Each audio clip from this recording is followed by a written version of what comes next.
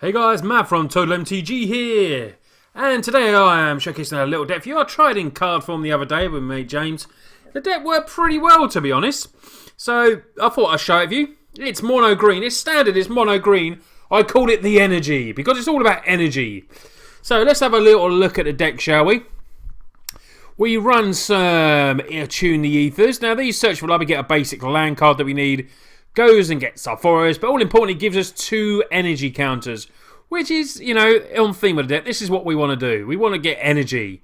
Traverse of the Ornament Word goes and gets us basic land, and we got a chance to get Delirium with it, which means we can go and search for that creature, and we got some big creatures over here, as you can see.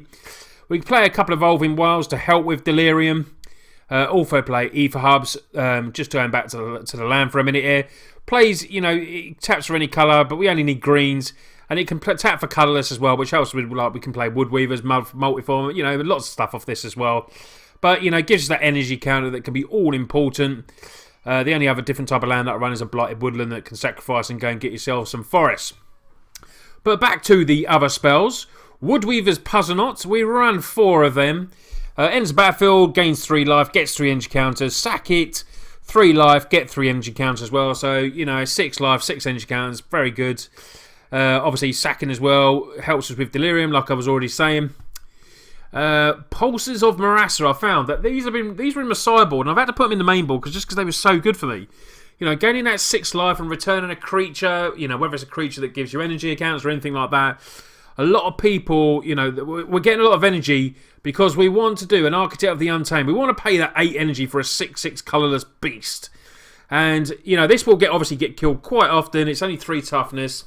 2/3 for 3. When a land enters, you get an energy counter. So even late game attunes, traverses, even if we have to add lands, it's going to get us more energy counters. And hopefully keep building up to that magic 8 and get a 6/6 down. You know, a few of them and you're causing problems. I thought about maybe adding Panharmonicon in here, so I might change a little bit, but this is the way I like it at the moment. You know, maybe swapping out the traverses, possibly, and bringing in, you know, maybe Pan, just because it'd be good with the energy counters and will make these a lot easier as well to sort of do their bits and pieces with. So we get to the creatures. Long Toss Cub. When it deals combat damage player, you get 2 energy counters, pay 2, put a 1/1 counter, and then we've got a full play set of them. Play set a Servant of the Conduit. When it enters, you get 2 energy counters. You can pay 1 energy to add any mana of any colour. It's also a 2/2. The one I just talked about, you know, it's been a bit of an all-star. It's just a fun card to play with, Architect of Untamed. Yes, it's easily killed being a 2/3, but, you know, you play it when you know you can maybe get that energy for a 6/6 as well. So even if they do kill it straight away, you're potentially getting some value with getting a 6/6 out of it as well. So, you know, playing a 2 and a green, you know, for a 2/3 and a 6/6 potentially, that's not bad odds as far as I'm concerned. Bristling Hydra.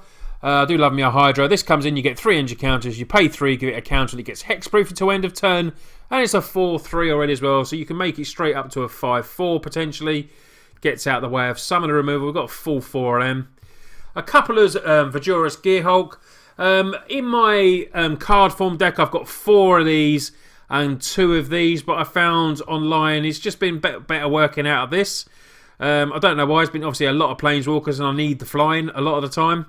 You know, to fly over the top and kill a Lily or kill something else. So a Multiform Wonder has been really good for me. I know when this card came out, Connor was really excited about this card. You know, we just thought it was a fun card.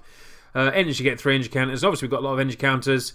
Pay 1 to give it either Flying Vigilance or Lifelink. Pay another 1 to do it again. Give it +2, -2. It's a pretty cool card, I'm finding. Obviously, with the Gearhulk, you get the counters. You can distribute them as you need. You know, I've come in, I've put the Gearhulk down. I've put all 4 counters on the Multiform Wonder before. So it's down to a 7/7 that I can make bigger. Flying Vigilance, Lifelink. It just turns into a bit of a beast if they can't deal with that straight away. And then I have a 1 of Decimator of the Provinces. When you cast it, creature you control get +2/2 and trample. It has trample and haste itself. 7/7 coming in. You can play it for some merge. You know, we could potentially play this a lot cheaper. You know, even if we've used the counter somewhere else, we can sack that and play that for 4.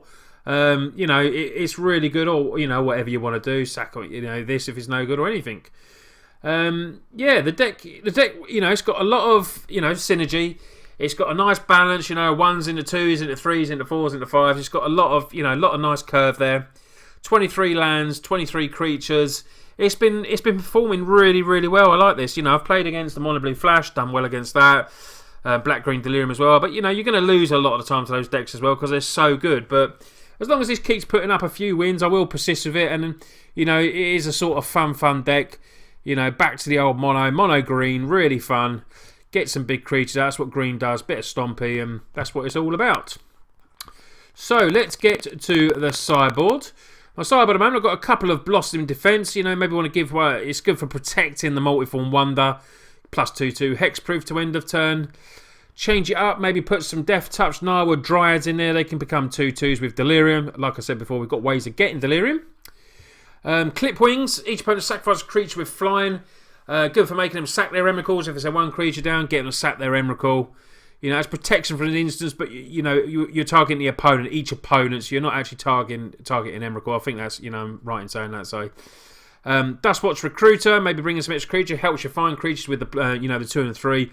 Look at the top 3. If you don't, you get to, you know, transform it, and then it becomes a creature spell cost 1 less to cast, which is pretty sweet as well. A Plummet to destroy a creature with flying. Creeping Mold, destroy target artifact, enchantment, or land.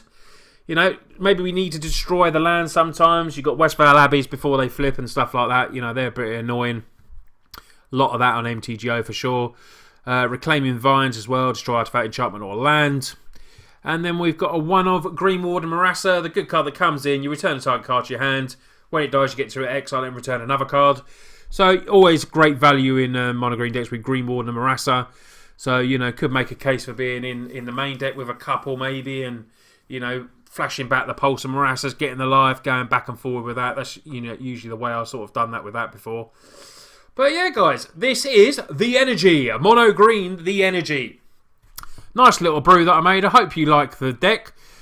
Please give it lots of thumbs ups, and I'll start cracking some games this so you can see some games. Let me know what you think of the deck. It seems fun. You know, it's pretty much, you know, Vidura's Gearhulk is, you know, one of the probably the most expensive cards. But when you look at the rest of the whole of the deck, it's very, very cheap. Ether Hubs are obviously a little bit expensive compared to, you know, normal lands.